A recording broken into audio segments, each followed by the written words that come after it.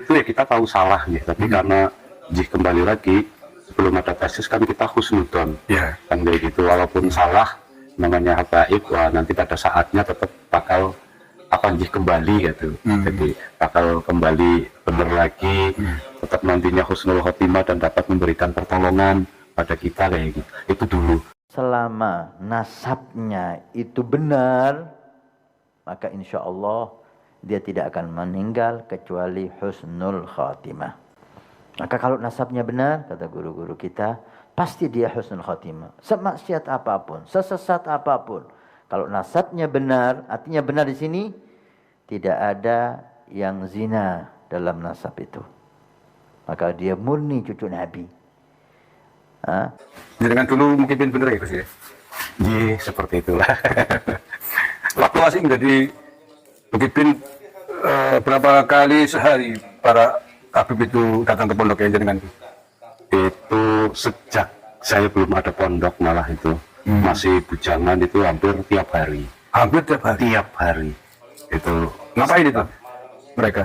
Jadi kalau awal datangnya katanya silaturahmi atau apa, tapi setiap kali ngobrol sana sini ya ujung-ujungnya pasti kita tahu lah, ujung-ujungnya harus ada sangu kayak gitu. Oh. Jadi ujung-ujungnya dawir. Nah, ujung-ujungnya dawir. Itu semenjak dengan masih bujangan itu tahun berapa? Tahun 2000 kayaknya saya meninggal kan 2003. Jadi sejak zamannya juga sudah banyak habaib meninggal, itu akhirnya kan saya yang meneruskan karena yang tempatnya itu di situ gitu. Meneruskan ngurusi Habib itu ya. Di Akromutef. Ya ketika itu siapa lah ya yang tidak senang pondoknya dikerumunin Habib, ya sih kita maklumi sekali. Disenang, dipusing gitu.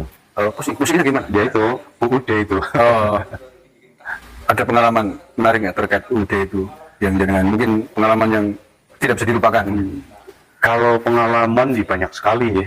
Banyak sekali karena misalkan puluh tahun. Misalkan salah satu contoh. Nah, salah satunya ini seperti ini. Pernah saya itu kedatangan rombongan Habib yang waktu itu datang silaturahmi, terus ujung-ujungnya saya ditarik, disuruh masuk ke kamar, ditanyakan, terus antum ini mahabbah dengan Rasulullah apa tidak? Gitu. Ya orang Islam manapun ketika ditanya mahabbah apa tidak pasti jawabannya mahabbah. Mengharapkan syafaat dari Nabi apa tidak, ya pasti mengharapkan. Nah, antum tahu saya ini cucunya kan kayak gitu. Sekarang saya datang ini untuk menguji sampai di mana mahabbahnya antum kan kayak gitu. Ya biasa larinya itu minta disediakan dana, terus awalnya minta mau khol, ada kambing 2 gitu, karena nggak ada, minta disiapkan dana yang kalau nggak ada utang, masa demi cucunya Rasulullah, demi membuktikan mahabbah atau demi mengharapkan syafaat hanya urusan nyari uang saja nggak bisa, berarti hanya segitunya cintanya kepada Rasulullah kayak gitu, yang akhirnya disuruh ngutang-ngutang dan kayak gitu. Tenang saja, kalau ngutang untuk keperluannya Rasulullah kan pasti nanti ada ganti kayaknya. Yaitu salah satunya itu, dan masih banyak sekali yang lainnya. Kalau pengalamannya manis ada nggak? Pengalaman yang manis, iya paling itu saya itu 4 tahun itu jadi mengikuti Habib itu Torik. Jadi torik. Istilahnya penuh di jalan ya. Itu kalau kemana saja itu? Itu dulu seringnya di daerah Jakarta, Bekasi, yang kita datangi nggak tanggung-tanggung, itu ada Anas Urbaningrum, MSK, orang-orang inilah, orang-orang besar. Tapi dapat komisi kan? Jadi dapatnya gede, tapi ya kita kalau udah dapat itu ya paling-paling kita makan, rokok, lain itu kita nonton aja. Itu ya, jam juga sebenarnya. Nah itu ini sih dari mantan pemimpin yang lain, saya pernah dengar katanya ada banyak Habib yang habis minta-minta dapat duit terus digunakan untuk mabok, untuk dan tindak yang maksiat lah. Itu kalau yang dengan penjelasan ada menemui pernah gitu? Ada itu. Ada. Memang benar ya? Memang itu benar yang seperti itu. Tapi pernah nggak ditegur sama dia? Ya kalau waktu itu ya kita tahu salah ya, tapi karena kembali lagi sebelum ada tesis kan kita husnudon, Ya. kan kayak gitu. Walaupun salah, namanya habaib, wah nanti pada saatnya tetap bakal kembali gitu. Jadi bakal kembali benar lagi, tetap nantinya husnul khotimah dan dapat memberikan pertolongan pada kita kayak gitu. Itu dulu. Jadi kita diam. Cuma saya juga pernah ini, jadi ada kisah itu ini sampai bentrok sama habaib juga pernah. Yang nanya bentrok. Ji. Gimana tuh? Ceritanya Gus, menarik mungkin. Jadi awalnya itu setelah kita datang ke tempatnya MS Kaban di Jakarta waktu itu dijanjikan dana untuk sholawatan, tapi karena janjinya minggu depan ya kita harus datang lagi, sementara saya kan ada rutinan di pondok, akhirnya nggak bisa ikut. Nah karena nggak bisa ikut, dimintai tolong sama Habibnya itu untuk mencarikan rentalan kendaraan yang katanya cuma 1 minggu, tapi ternyata sampai 40 hari. Dan 40 hari itu kendaraan rental ini dikembalikan dalam kondisi yang kotor, bannya bocor, dan uang rentalnya itu tidak atau belum diberikan, cuma janji aja besok saya datengin, nanti malamnya saya datengin, besok lagi. Pokoknya intinya terakhir itu malah ditinggal pergi. Sampai akhirnya jadi awalnya saya ada motor itu dipakai sama anaknya Habib itu. Akhirnya motor saya ambil, dia ngancam-ngancam, terus antum mana laporkan ke polisi lah ya. Habib laporkan saja kalau memang ini wong atas nama di STNK, BPKB kan atas nama saya. Oh kalau gitu antum mana doakan ini, antum kualat apa. Ya Habib, antum tukang doa, saya pun bisa doa, nanti biar doanya siapa yang diterima sama Allah, karena saya yakin ya, masa saya benar mau inilah, mau kena kualat dan kayak gitu. Dan alhamdulillah ya sampai sekarang sehat-sehat saja, bahkan yang mendoakan saya ya yang apa itu istilahnya yang nyupatani kayak gitu, malah waktu itu akhirnya banyak masalah dan akhirnya datang minta maaf. Itu saya. Berarti doanya lebih manjur jenengan daripada Habib itu. Walau alam. Nyatanya tidak ada kualat. Anjir. Oke, itu diantara pengalaman kecil Gus Hasan ya. Selama berarti berapa puluh tahun? 20 tahun berarti. Lebih itu lebih. Jadi insya Allah kalau masalah triknya untuk dawir apa saya itu paham. Kayak gitu banyak. Biasanya gimana Gus Banyak triknya? salah. Ada yang pura-pura jadab kayak gitu. Nah, Jadab itu gembrung. biar dianggap sakti gitu. Jadi misalnya ada KA yang kita target kayak gitu, nanti berembuk dulu ini misalnya di pasar atau di mana, nanti kita yang datang duluan, ini Habib yang pura-pura jadab nanti terakhir. Setelah kita datang nanti begitu ini Habib yang pura-pura jadab datang, kita istilahnya ngepuk meninggikan lah. Oh, alhamdulillah berkah ini berkah. Saibul Baitnya lah, berkah ini kedatangan Habib yang jadab ini doanya makbul. Kalau istilah sekarang buser, dibuseri itu, diglorifikasi, sakti mandi gitu ya. Intinya ya biar keluarnya banyak lah, gitu. Intinya itu. Oh, pakai trik juga ternyata ya Gus ya. Oh iya itu pakai trik. Wah, pakai trik. Keren. Itu dulu Ceng Habib tiap hari ya pondoknya jenengan? Hampir tiap hari. Nah, sekarang setelah ada geger-geger isu nasab mereka ternyata palsu atau bukan nasabnya Rasulullah SAW, masih ada nggak sampai hari ini yang suka ke pondoknya? Kalau sekarang ya paling ada 1-2 itu, tapi sudah tidak mau membicarakan masalah nasab. Jadi pure datang silaturahmi terus yang bawa dagangan. Karena saya dari awal udah ngomong kalau jenengan bicara masalah nasab otomatis keyakinannya udah beda. Dan kayak gitu. Udah, jangan sampaikan terus terang ya. Saya udah nggak percaya lagi gitu. Iya, seperti itu. Udah kalau mau datang niatnya silaturahmi saja, nggak masalah. Tapi udah nggak berani cabut lagi ya? Alhamdulillah tidak. Itu sudah berapa lama pondok jenengan tidak lagi didatangi Habib? Sejak ini acara haul itu. Waktu jenengan ngundang di Maduddin Usmani? Betul. Berarti belum lama dong? Iya. Ya sekitar 5 bulan itu ya? Sekitar Agustus itu kan, Agustus. Oh, Agustus ya? Iya, Agustus, September, Oktober, November. Ya, 4 bulan. Yang bisa dikatakan free lah ya? Iya. Tidak lagi Tenang, udah tenang.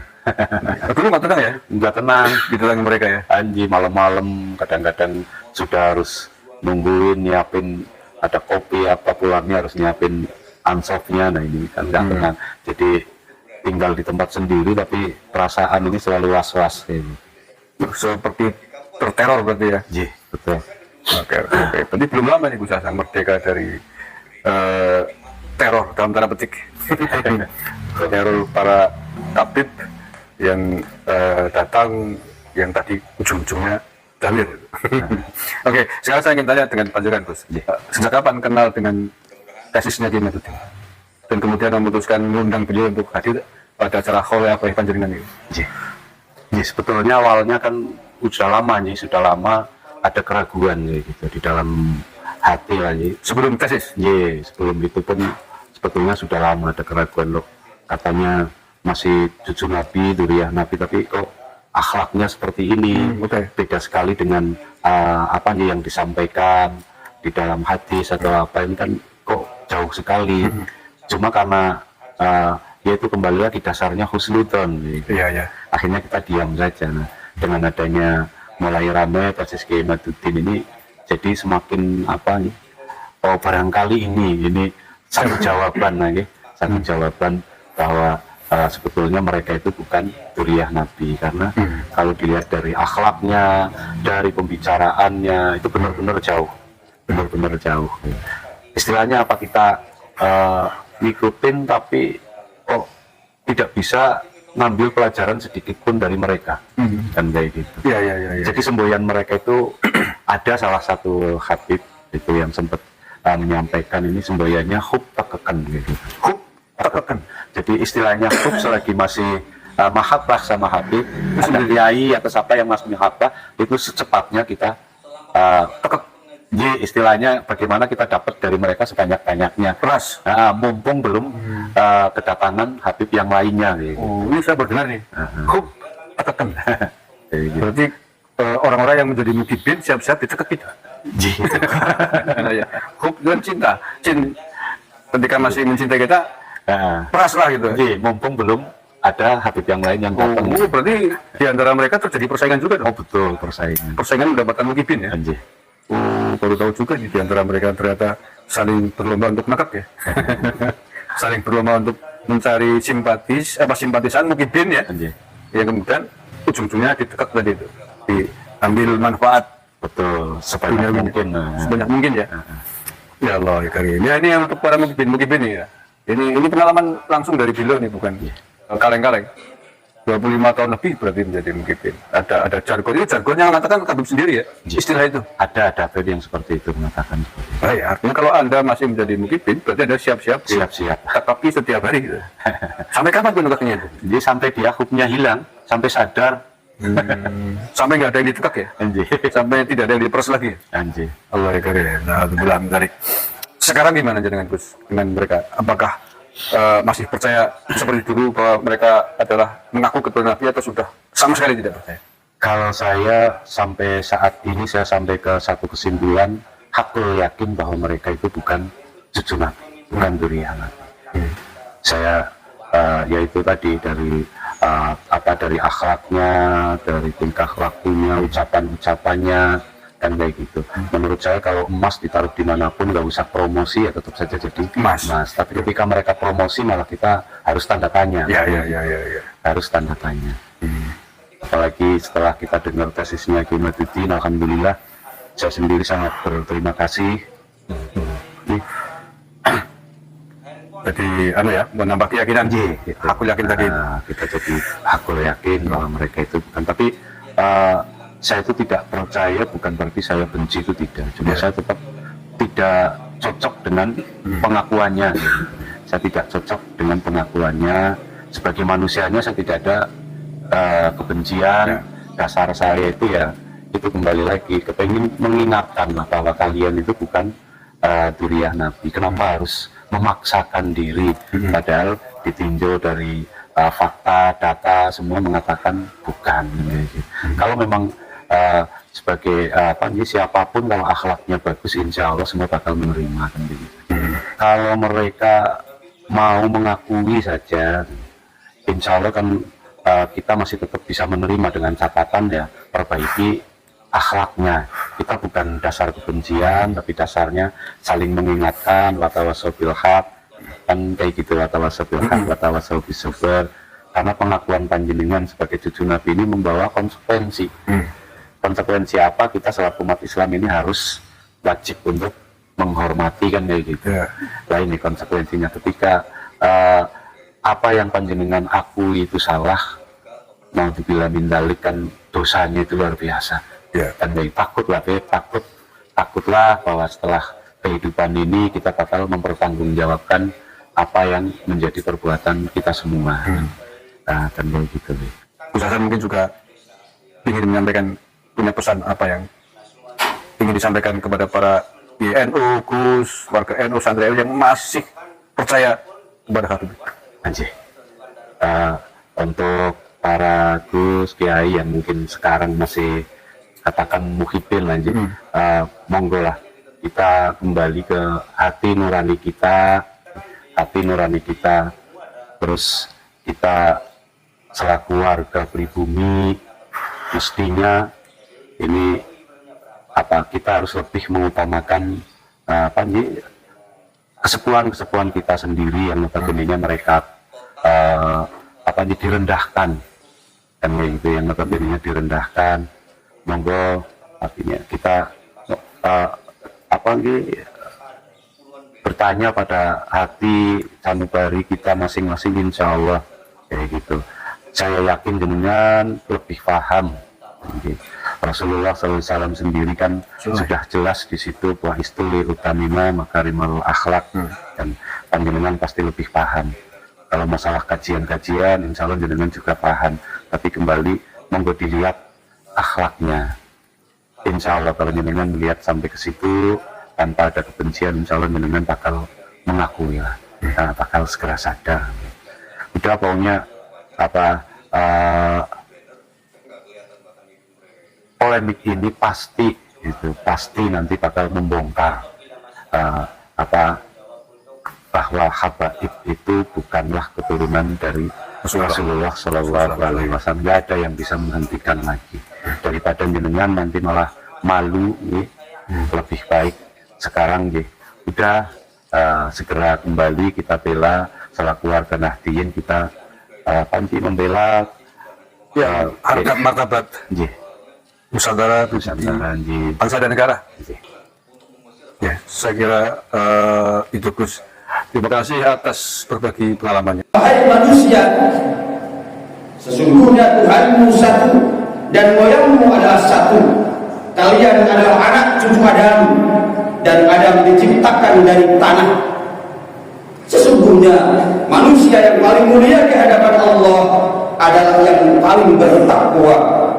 Orang Arab tidak lebih mulia atau lebih utama daripada non-Arab kecuali karena ketakwaan. Lanjut kata Rasulullah, apakah aku sudah menyampaikan pesan Allah ini? Kata Rasulullah. Para sahabat menjawab, benar wahai Rasulullah. Lalu Nabi mengatakan, hendaklah yang hadir pada hari ini di sini menyampaikan kepada orang-orang yang tidak hadir